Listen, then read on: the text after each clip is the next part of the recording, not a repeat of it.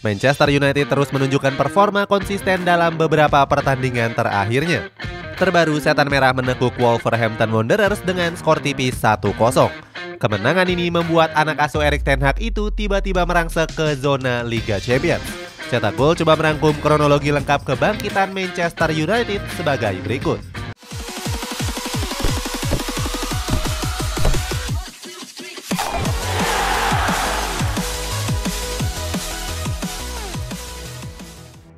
Memulai revolusi setelah terpuruk. Musim 2021-2022 dianggap jadi salah satu musim terburuk dari Manchester United. Pasalnya mereka harus menutup musim tersebut dengan berbagai catatan yang buruk. Padahal di awal musim mereka sempat optimis setelah memulangkan sang legenda Cristiano Ronaldo.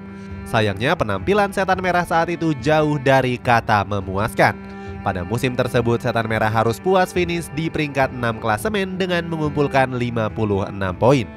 Mereka tertinggal jauh sampai dengan 35 poin dari rival sekota mereka yakni Manchester City.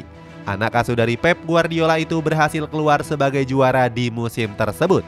Raihan poin yang sedikit itu dinilai sebagai salah satu pencapaian terburuk Setan Merah. Catatan tersebut mampu mengalahkan rekor buruk Setan Merah saat dipimpin oleh David Moyes. Pada musim 2013-2014 mereka tercatat berhasil mengumpulkan 64 poin saja. Rapuhnya lini pertahanan menjadi salah satu faktor penyebab terpuruknya Setan Merah. Di musim itu mereka bahkan harus bobol sebanyak 57 kali. Pencapaian buruk ini juga jauh lebih banyak dari klub degradasi Burnley yang kebobolan 53 gol.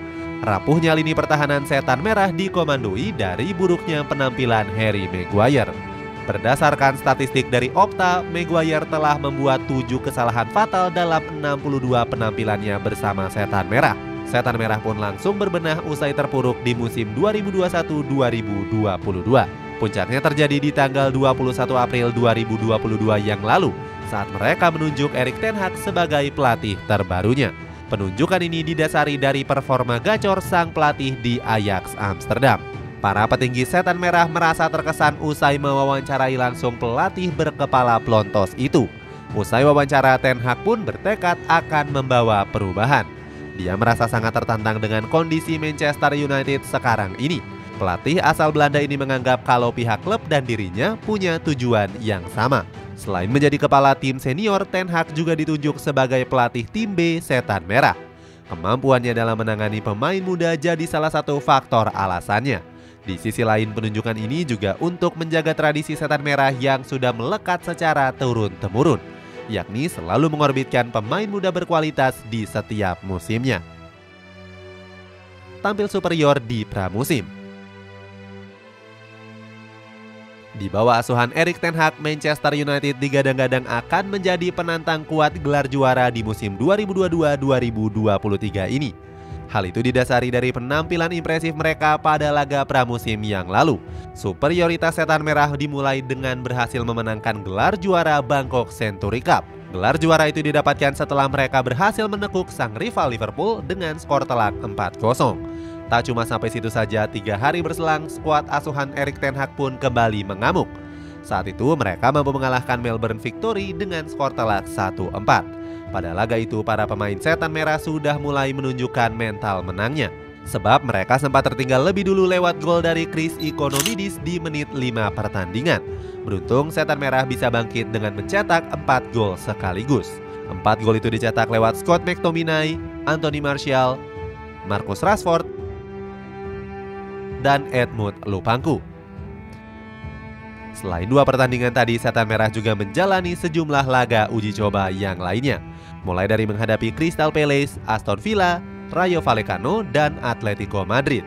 Dari 4 pertandingan itu, penampilan Setan Merah alami kemerosotan yang drastis. Sebab mereka cuma bisa memenangkan 1 laga saja saat menekuk Crystal Palace. Meskipun demikian, Erik ten Hag mengaku sangat puas dengan pencapaiannya tersebut. Sayang, superioritas Setan Merah di pramusim gagal ditularkan pada awal musim ini. Dalam 2 pertandingan awal mereka harus takluk saat dipermalukan oleh Brighton dan juga Brentford. Akibat 2 kekalahan itu, Setan Merah sempat menghuni posisi dasar klasemen. Keterpurukan itu membuat banyak orang meremehkan nama besar Manchester United, termasuk pelatih Brentford yakni Thomas Frank yang merasa sombong dan bilang kalau timnya lebih baik. Berikutnya, Setan Merah juga mendapatkan kritikan dari sejumlah legenda. Salah satunya ada Gary Neville yang bilang kalau Setan Merah nggak ada sosok pemimpin di dalam tim. Selain Gary Neville, Paul Scholes juga punya kritik pedas pada mantan klubnya itu. Dia bilang kalau lini tengah Setan Merah tampil sangat konyol dan juga buruk. Scholes beranggapan kalau Ten Hag seharusnya bisa memainkan Fred atau Scott McTominay sebagai starternya. Kritikan pedas Cristiano Ronaldo.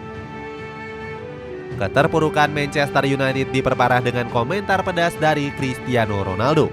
Saat itu, Ronaldo dianggap telah melecehkan klub saat wawancaranya bersama Piers Morgan. Salah satu wawancara Ronaldo tersebut menyindir terkait fasilitas yang dimiliki oleh Setan Merah. Menurut Ronaldo, fasilitas lapangan Setan Merah sangat tertinggal jauh dari Real Madrid. Dalam hal ini, bintang timnas Portugal itu menyindir pemilik Manchester United yakni Avram Glazer. Dia bilang kalau Glazer hanya mau menjadikan Manchester United sebagai ladang bisnisnya. Ex-bintang Real Madrid itu menilai kalau Glazer sangat nggak peduli dengan prestasi klub.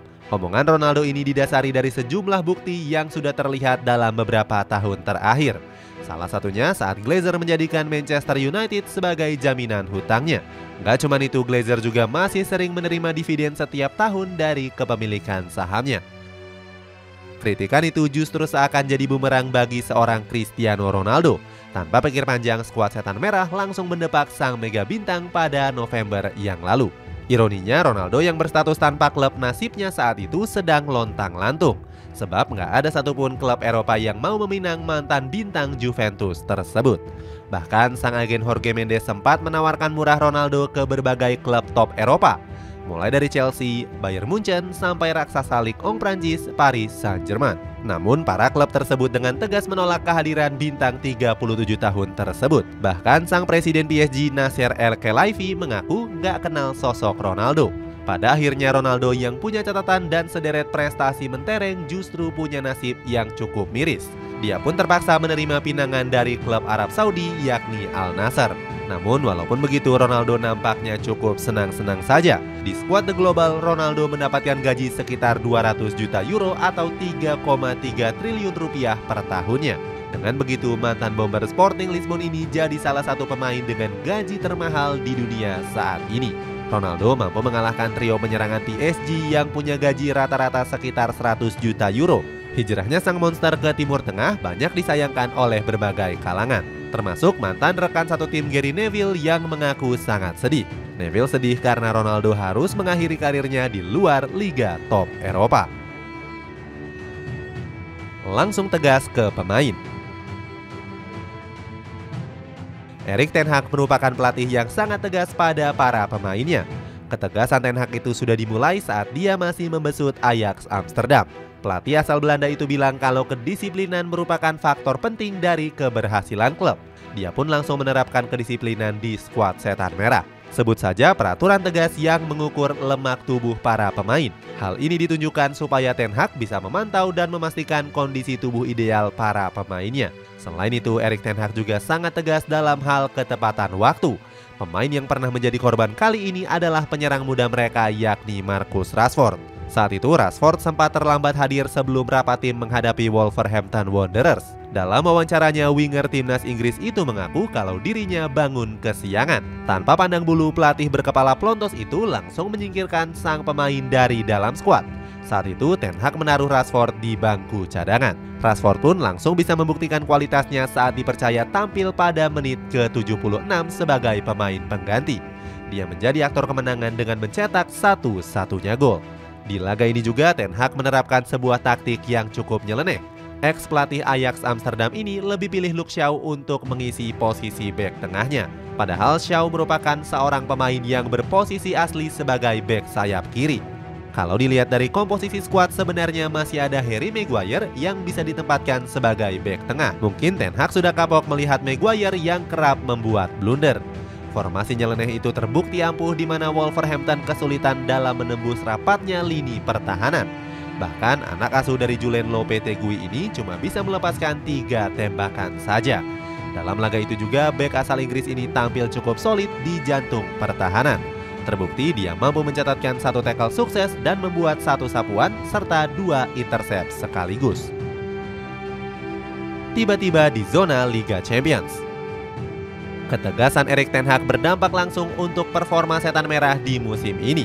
Terbukti pelatih yang berkepala pelontos itu sukses menyulap skuad The Red Devils jadi tim yang superior. Padahal sebelum kehadiran Ten Hag, Setan Merah kerap jadi bahan bulian pecinta sepak bola di seluruh dunia.